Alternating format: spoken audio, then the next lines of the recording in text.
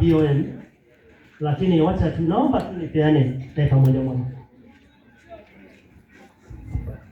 Wacha nishukuru misa kuu na Mungu wetu. Mungu akubariki sana. Leo ni siku ya shujaa na kila mtu hapa ni shujaa. Leo nawashukuru Mungu akatumia. Muite Bwana Farid maana Sudi yuko mbali. Asante sana. Wanafunzi Wanafunzi Wanafunzi ya wazazi wazazi ya Bile.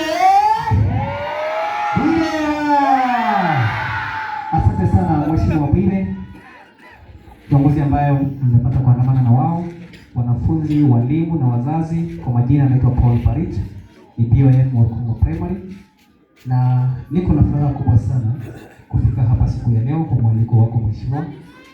Ni kukushukuru tu kwa yale mengi ambayo tunajivunia kama wewe ni mmoja wetu, mtoto mzaliwa hapa kwetu, na leo umekaa katika meza ya wafalme kuhakikisha kwamba mambo na maslahi yetu yanaimarika na yako sawa.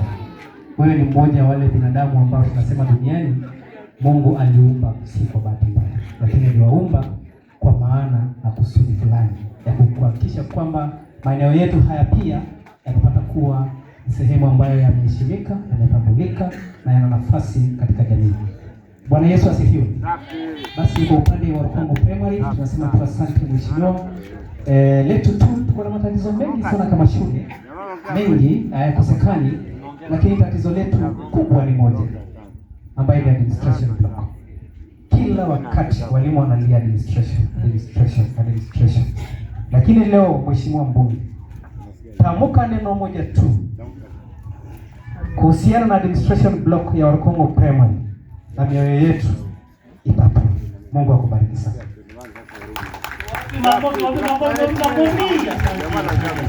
Wakati tukiwa na njaa kila mara tuko karibu, lakini unajua vizuri kwamba shule zetu zinahitaji laboratories, zinahitaji libraries, zinahitaji vitu vingine vingi. Pia bado unajua kwamba hatuna fence, wale rafiki zetu wanaita ndogo waliomaliza. So we are also talking about fence ambayo ni electric kama jipe, maana sisi ni jipe number 2. Lakini ndio tuko na shida zote ya ile ya kwanza ambayo tunakuhitaji sana ni administration block. Orkongo ni primary, Orkongo ni secondary, and we are working under a tree. Believe me not. Kuja tu Orkongo kuna bwana pale nje. Hatuna staff room, hatuna wapi. We are working in a classroom. It is congested. We need partition pole kidogo na kubali imetushinda. So mimi najua wakati utasimama utaguza kidogo na nikushukuru. Asante kwa kuweza kuwa na siku hii.